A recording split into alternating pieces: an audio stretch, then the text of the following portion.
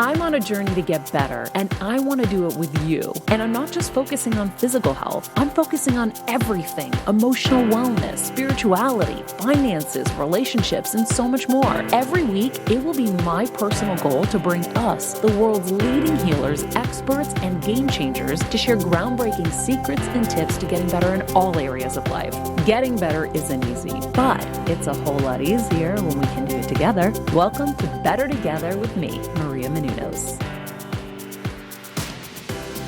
Another thing that I think you are so great at in your life as a daughter, a sister, a wife, you always make time, I feel like, for everybody. Mm-hmm. And I feel like it's very easy for people to not appreciate or forget to appreciate their loved ones. What do you do to make sure that, you're a good mom, you're a good daughter, wife, sister? I just try my hardest. I think, it's a lot of work, as you know, with my parents, and it has been for my whole life. Before my mom was sick, it was my dad, because he's such a severe type 1 diabetic. And even just these last couple of days, he's so overwhelmed taking care of my mom and his Dexcom and his tandem pumps for his diabetes. He was confusing codes and screwing everything up and losing the transmitters. And then he's trying to figure it out while his sugar's so low. And when your sugar's low, if you're diabetic, you can't think straight. And so now I have the two of them with mental issues, not mental, brain power issues. They're both getting a little confused and lost and things. And so, it's hard, but I love them and I want to take care of them. They took care of me. And so I just try to do my best. And, that's why I'm here this month, is to be with them, because you just never know. Your mom's sick, you never know when it's going to be, because it's going to happen at some point, right? Yep. We're all going to go. And, when you live so far away from your parents, you can actually count the hours you're going to see them. Okay, I'm going to see them at Thanksgiving. Now, 2 of the 4 days I'm there, I'm going to be seeing other people. So maybe I get them for a day and a half, and then I'll see them again maybe at Christmas. You can literally count. Yeah. And now multiply that by another 20 years, and you're like, oh, so maybe I'll see them another 40 times in my lifetime. You can actually count it to that degree. We've done it on my show before. Wow. We did it on my radio show. So a friend of mine was telling me how he lives in Thailand, and he comes to visit in California to see his mom, and he sees her twice a year. Twice a year from Thailand, that's pretty good. Yeah. He's like, I'm home for a week. I see her for 2 days, and then I see my friends and I do some business. And he's like, so my mom is 70, whatever. He's like, so twice a year, 2 days. He started multiplying and doing the math. It's nothing. Oh, that is such a crazy way to think about it. It puts everything into perspective for you. Yeah. So that's why we built this studio, because I want to be able to come be with them more. And also they need that help. They need someone here to kind of also bring light. You bring light when you come here, so that helps. Mm-hmm. Because it's so easy to get a little sad and down about everything. And so, I just think you have to try. That's all. And you have to think about your parents in reverse. They took care of you. You have to take care of them. You do. And so, or I don't know, maybe you don't have to. Everybody does their own thing. But for me, I see no other way. I want to take care of them, and I want them to be happy, and I want them to be healthy. And it's kind of my number one priority, and always has. Yeah. So that's so great. And another thing I wanted to ask you. So, your mom's sick, my mom's sick. Mm-hmm. We have that in common.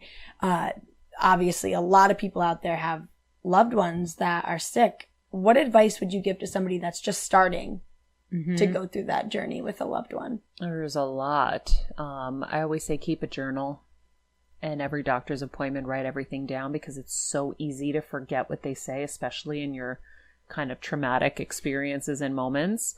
And then I think researching on your own, and listening to shows like this, that I bring in the best healers and the best experts, so that you'll learn things that the doctors aren't going to tell you, right? So the doctors have standard care. Their hands are tied by lawsuits and such. So they can only tell you what they're allowed to tell you. They're not going to tell you to go explore this or explore that. That's why we're always going to them and saying, oh, do you think blueberries will help? Do you think this will help? Or, papaya seeds? We're always doing the research and bringing it to them. And they'll say, well, there's no research that's conclusive, but you can try it. That's the most that they'll do. So you have to be your own advocate. You have to push. You have to do the research. And, I know that's why part of the reason why my mom is now going to be celebrating 3 years with stage 4 brain cancer, and she's doing amazing. I know that she has cognitive deficits, but that's because of the radiation and the cancer and the surgery. Otherwise, she's seemingly fine. Yes. Which is bananas. And I feel like getting better. Getting better, yeah. It's just so crazy. I mean, last year to this year. You see a difference. I totally do. Yeah. I mean, she's doing so great. But it's really easy to get sucked in when you're alone and you just think about it, or right before you're going to bed. I know, I'll just randomly start thinking about, this could tomorrow could be a totally different thing, or next week could be a totally different thing.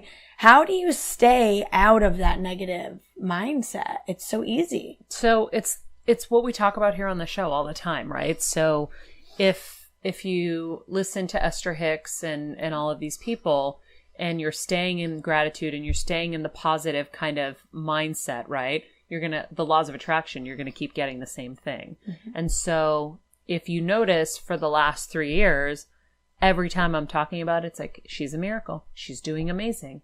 She's doing better and better. And that's what keeps happening. So I have to think there's something to that, right? Yes. So I'm experiencing it. I'm practicing it. These people have been teaching me all of that. And I've been learning and studying and researching them.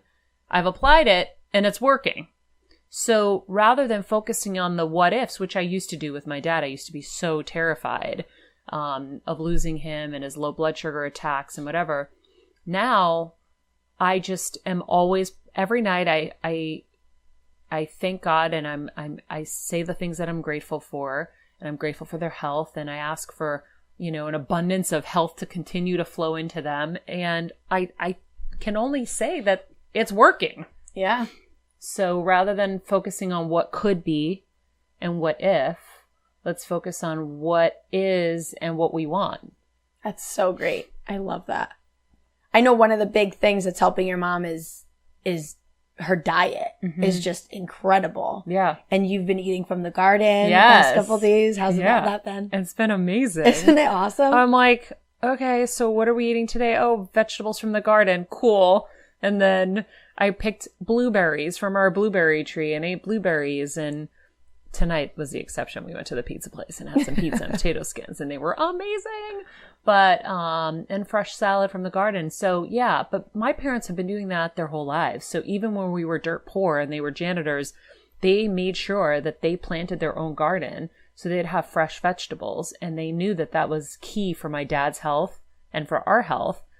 And so we grew up like that. Like, we grew up thinking like green beans and cucumbers were the shit. Your mom literally told me the other day that you came out of the womb with a salad in your mouth. I mean, I live for salad. Yeah. If I could have one food for the rest of my life and it was the only thing, it would be salad with lots of vinegar. And so, but I grew up like that. Like, I didn't know what a waffle was or a bagel till high school. Oh my. Like, no clue. We didn't eat any of that stuff. And so, the diet's been super helpful for her, her mentality, her positive outlook, the marijuana, all of it. It's so great. And it's really great because you do it all. You're there with her. You do everything. And I mean, dosing out her drugs. Seriously. I mean, it's a lot of work. Sure it's a lot of work. Keeping her on track with the sugar. Yeah. No and sugar. Having to come up with workarounds. So I couldn't get her to not eat sugar.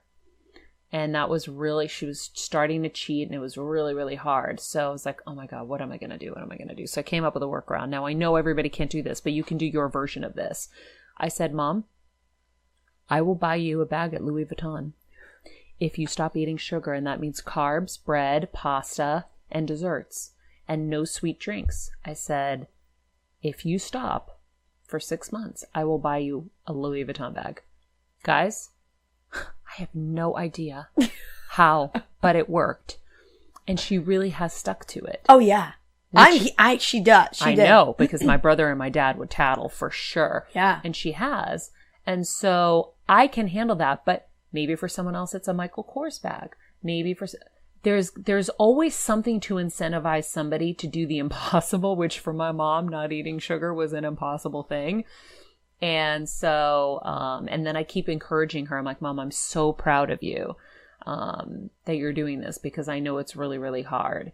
And so, you know, you have to think. So now it's like now I'm trying to figure out how to incentivize her for her physical therapy. So she is doing physical therapy twice a week. I want her to do 4 times a week, 5 times a week. So I'm seeing how I can encourage her for free because she's getting expensive. I'm like, oh, Mom. But you have to start, you have to think of all of the ways to get them, because we quit so quickly.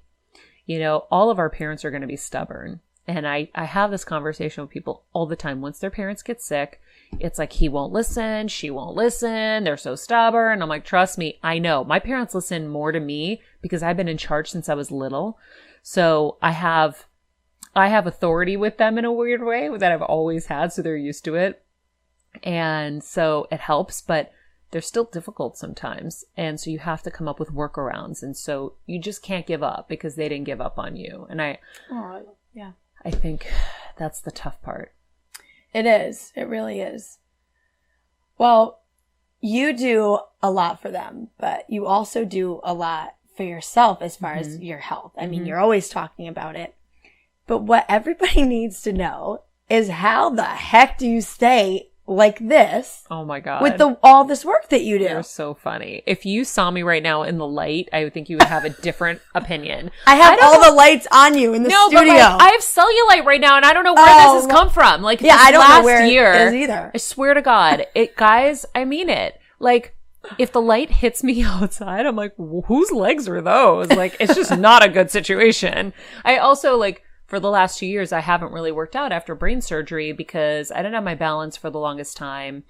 And I just get tired so easily. So I started incorporating, I think, Pilates maybe this last 7 months or something. So I do Pilates twice a week, and I just started dancing. So hopefully things will change. But yeah, I think I've worked out since I was 13. So the truth is, I have a foundation and a muscle memory that my body's used to and understands. So I don't have to do a lot to maintain other than eat 80% well.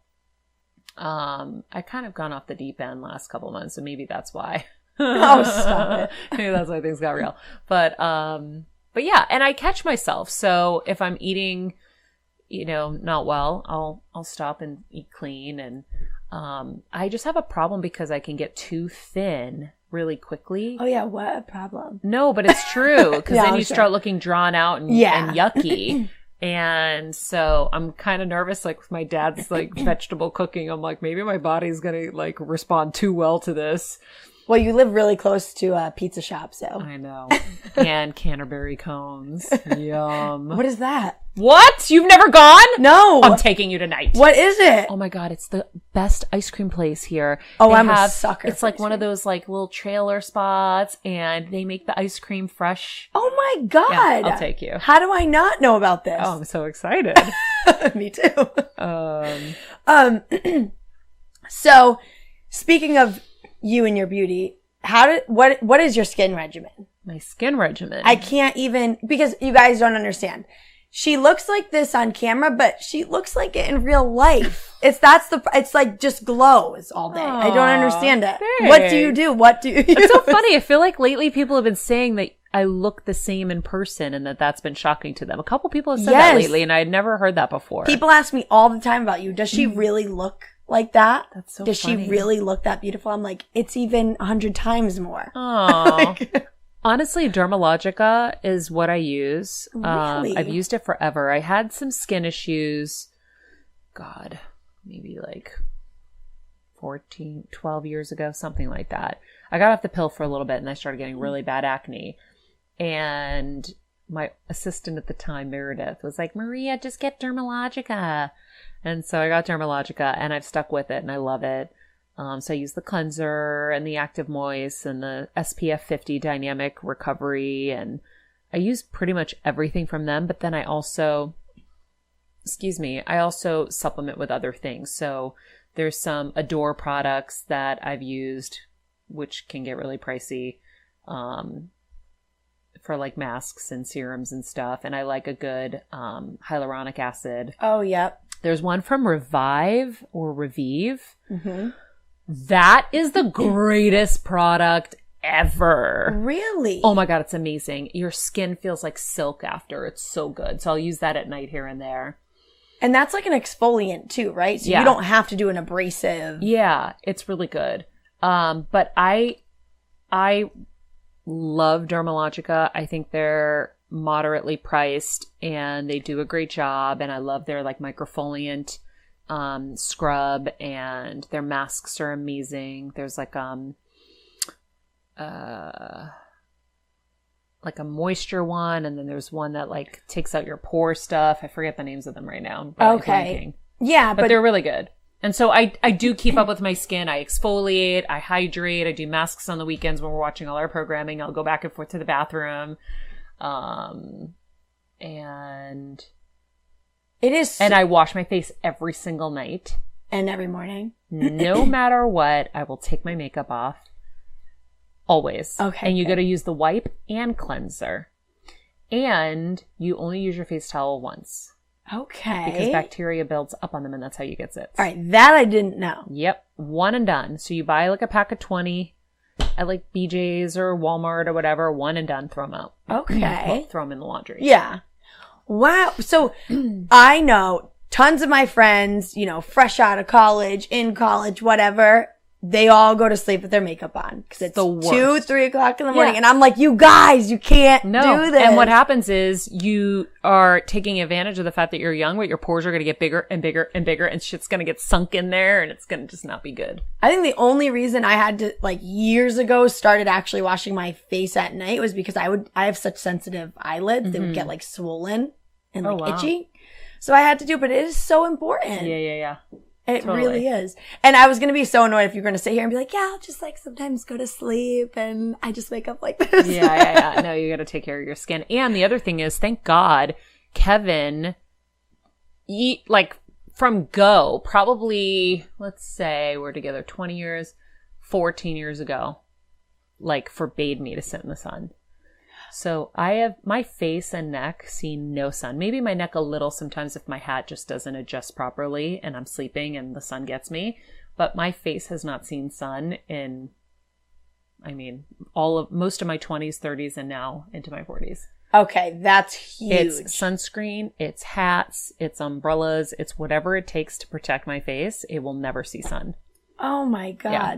All right, you're making me want. And I'm like... Yeah, I am shocked when girls put their face in sun, but they don't have a Keven that yells at them. Yeah. So here's me being Keven for you. Do not let your face ever see sun. You can spray it. I spray it with that quick tan stuff. Yep. And so my body and my face will match after. You know what I just tried the other day? It's a droplet you put into your moisturizer and it tans your face overnight. Is it working? Yeah. Do you like it? Yeah. Ooh. What Isles of Paradise. I learned from this blogger that I send me a link. I want to try it. I love trying new tanning stuff. It's really cool. And they have a body one that matches, but that's a lot of work. Okay. But for people that have a lot of insecurities, mm-hmm. what advice would you have for them? Whether it be skin, weight, anything. It's tough, right? Because once you focus on it, it's hard. So Tony Robbins says focus equals feeling. If you focus on it, you're going to feel it.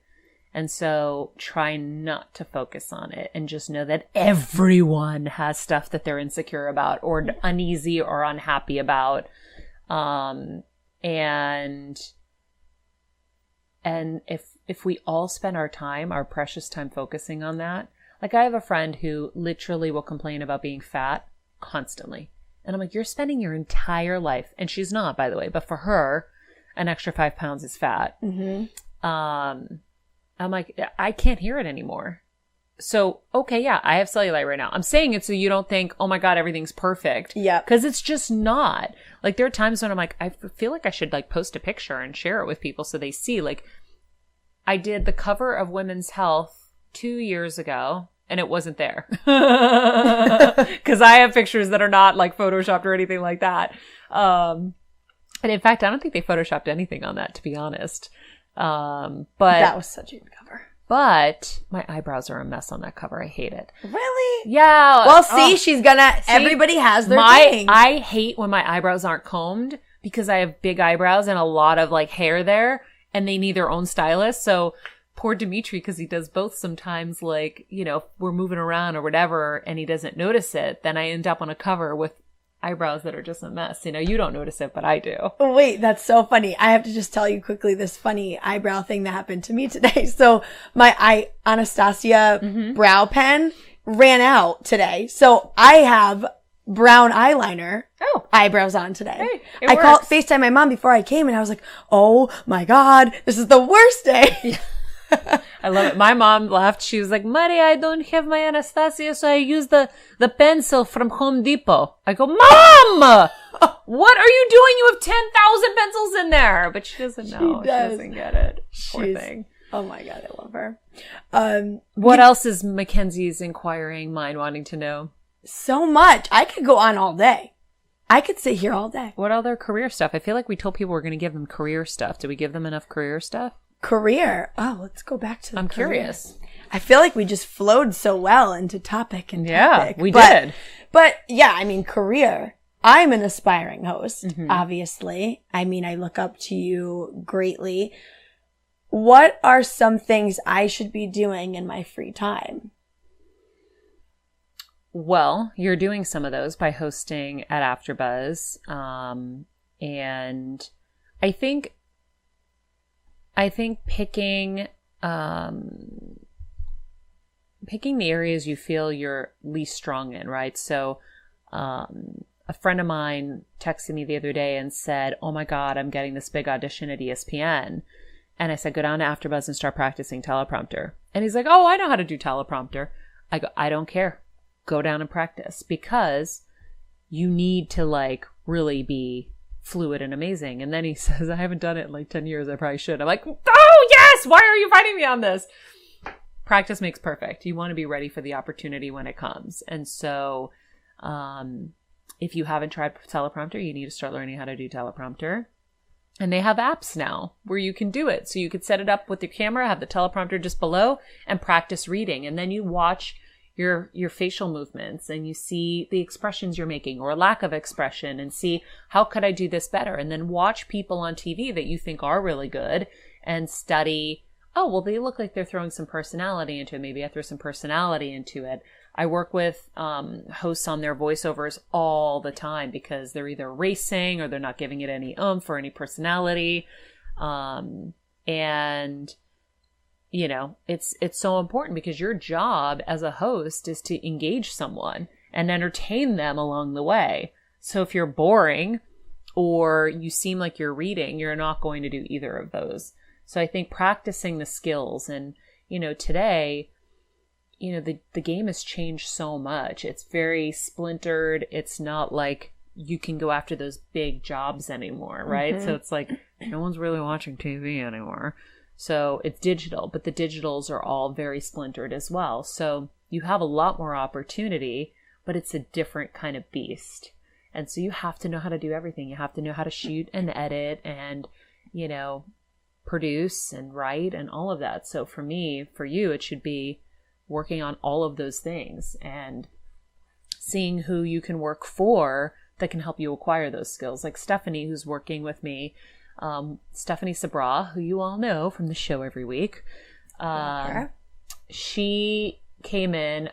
When I was doing my radio show on SiriusXM, I wanted to expose as many of our hosts from AfterBuzz there so that they would have a chance to be on a big platform and get to co-host with me, so they'd have that credit. And so Steph was one of those hosts. She came in and she would just knock it out of the park, and I really loved her energy. She's beautiful energy too. And so I would have her come in, and little by little, I was like, I want her more. I want her here more. And so now she's producing the podcast and she's my co-host. And she started working at AfterBuzz. And so she's acquiring all of those skills. When you come to AfterBuzz, we're training you across the board and everything. You're engineering, you're directing, you're producing. And so, you become this like ninja that just can crush. And that's so important because you don't want someone to look at you as like maybe just potential. You want to go in there and wow them. They're like, I have to have you. You can do it all. Exactly. Which is funny because one of my other questions was, and you just answered it, was you've done wrestling, dancing, hosting, and everything. Did you ever wish you kind of focused in on one of them? But no, probably. No. Oh my God. So Keven always wonders if we made a mistake leaving Entertainment Tonight. So Entertainment Tonight was offering me a huge deal and we passed to take less money and a less prestigious position to go to NBC and Access Hollywood. But we did that so that I could have my freedom to pursue all these other interests. And he always wonders, he's like, did we ever make a mistake there? And I'm like, no, because I would have never been able to work for nightly news and do serious journalism or the Today Show. And I never would have been able to wrestle. They were very confining. And by the way, they still are. They've lessened the reins a bit with people in all those shows. Very, very little. But really, they just want you to focus on that. And that's not what I wanted. I wanted to do a little bit of acting and a little bit of everything, really. And I saw that as beneficial to these shows because, to have somebody whose brand was bigger outside would only bring more people there. If you're a fan of mine, you're going to come watch me every night on that main show. They didn't really see it that way. And I couldn't deal with handcuffs necessarily. So for me, I'm not somebody that really likes to be, I don't think a lot of people are, but I don't like being confined like that. So, I'm glad that we got to do a lot of different things. I do have to say, I really love when I can focus on one thing. Okay. So that's kind of contradictory. Yeah. But it's not.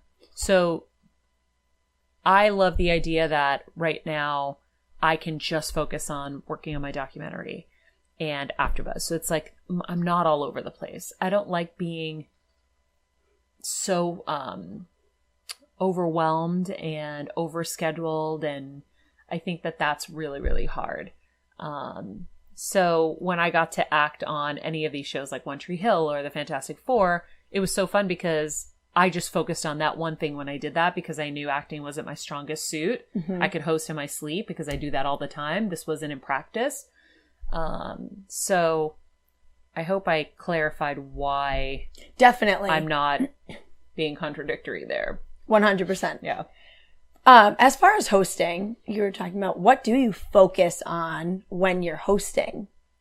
When I'm actually hosting? Yeah. How do you become a great host? What are the skills?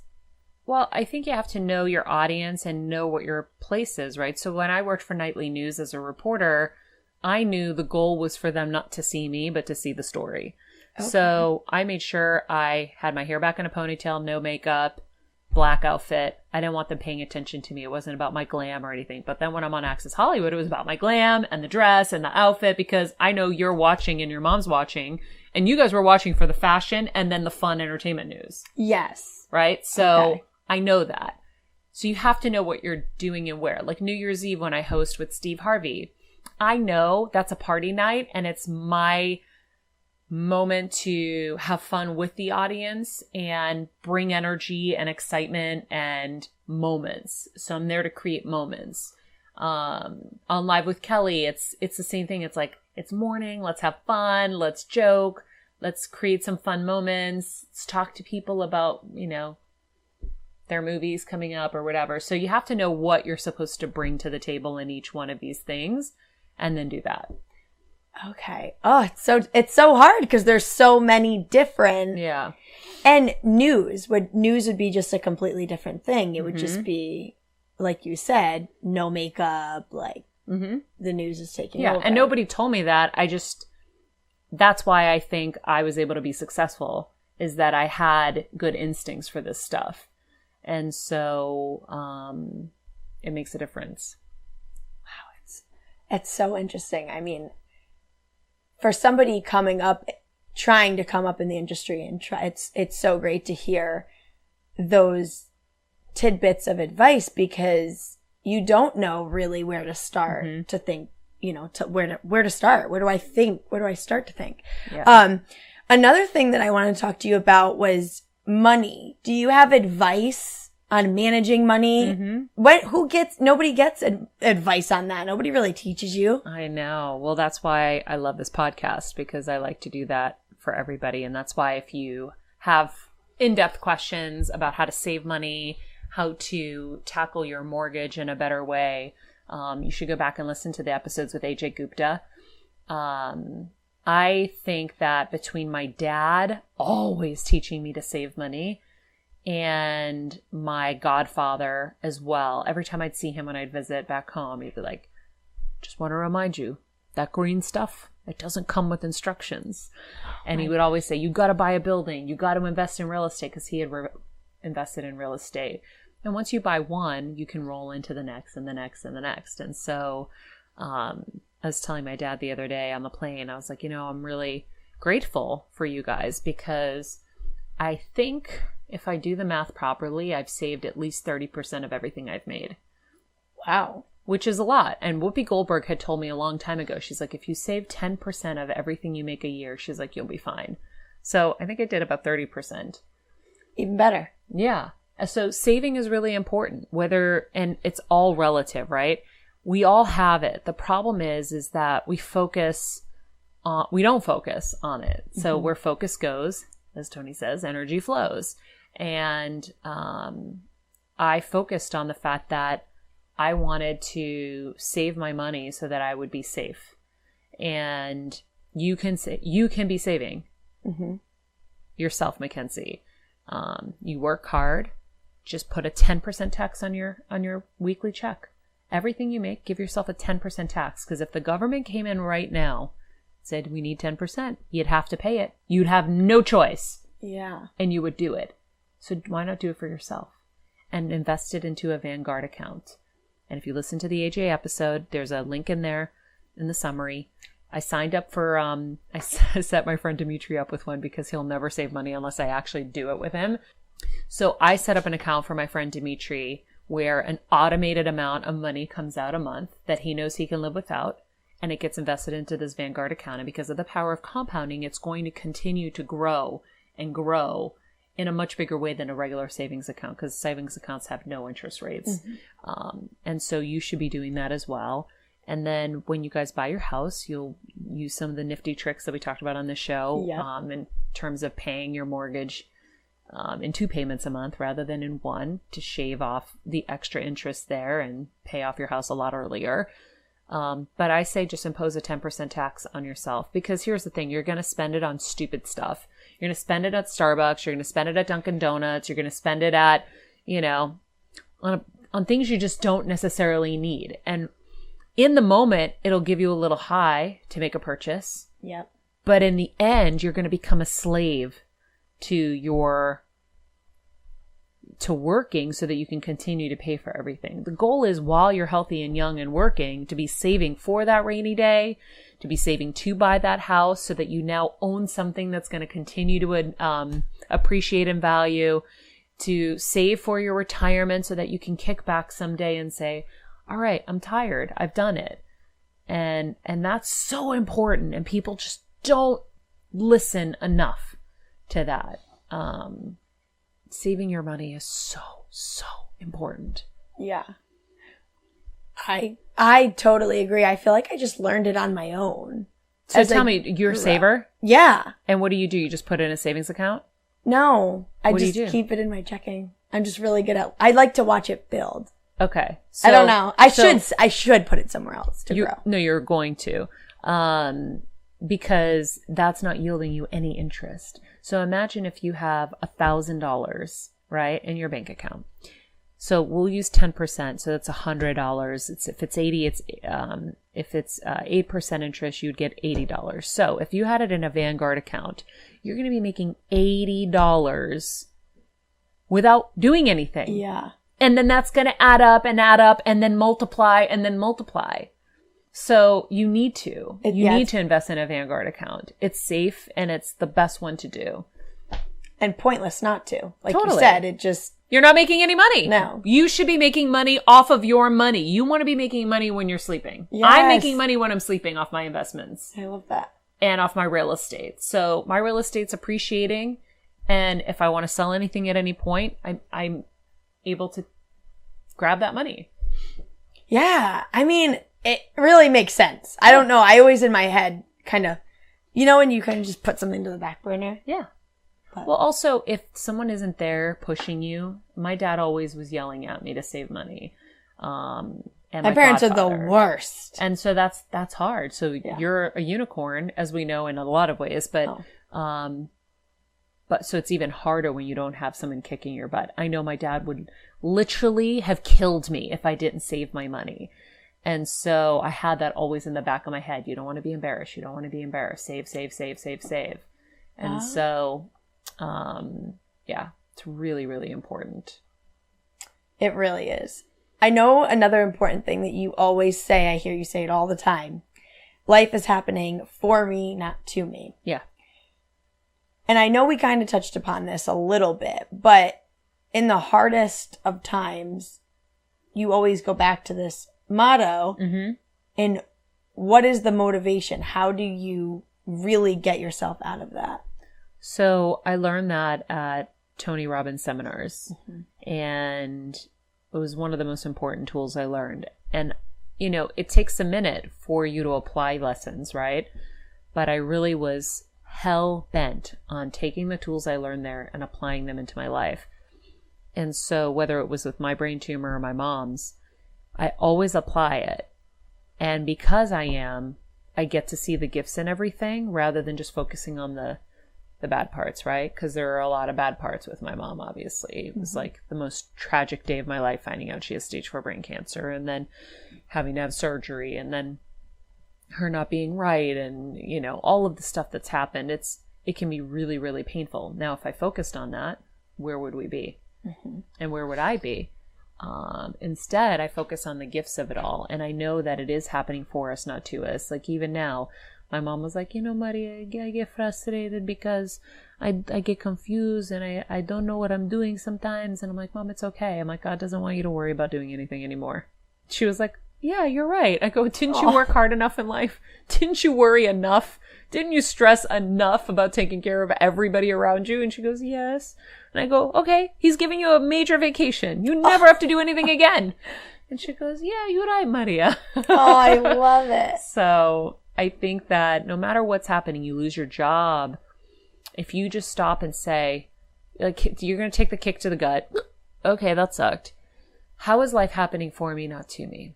You might not know it in the moment, but something's coming around the corner. Or maybe now, because you're thinking in a positive way, you can focus on something you've always wanted to do that you've never gotten to do. And now you can proceed in that direction. You break up with somebody. Okay, how's life happening for me, not to me? Well, I wasn't really happy in that. He didn't really treat me right. You know, maybe there's somebody better out there for me. Maybe this is happening for me, not to me. Or maybe, you know, he'll realize what he's missing and he'll come back and he'll treat me better. I don't know. Like, you have to just keep working it out and know that the answer, depending on where you are in your journey, your spiritual journey and your kind of like journey through life, it may take you longer to come to the answer. But the answer is there. It's just you got to like clean out. Sift through. Yeah, you got to sift through to get to it. Yeah. But it always works. And for me, it's always worked. You're either going to bring a family together. You know, my brother and I didn't talk for almost 2 decades. And now, because of what happened with my mom, we're reconnected and, you know, we've left anything in the past. Mm-hmm. And so that was great for all of us, especially my parents. There's good in everything. You just have to really look for it.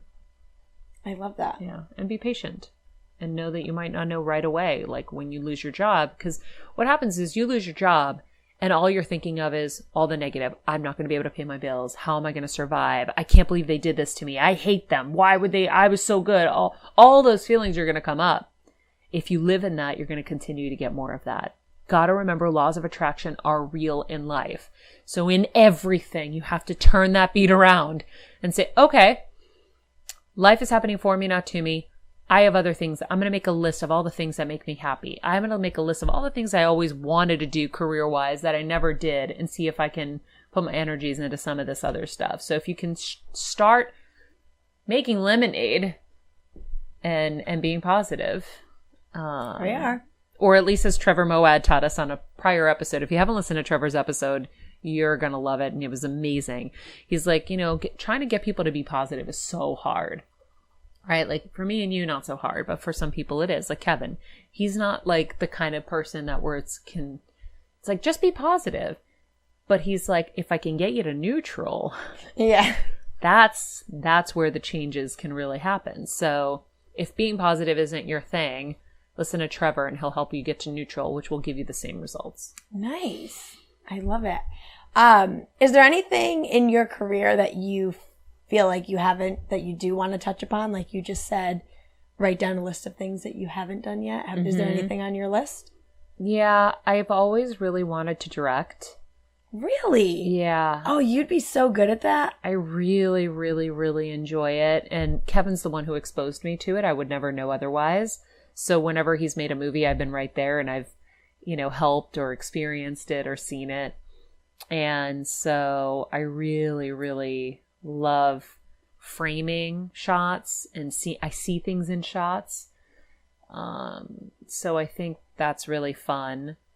And I'm going to get to do that with my documentary. And I'm starting to do that by editing this sizzle reel. And it's so cool when you're in an edit bay and you can just create a whole new opening and be like, oh, what if we do this? And you can do anything. Like you can make anything you want. It's so fun.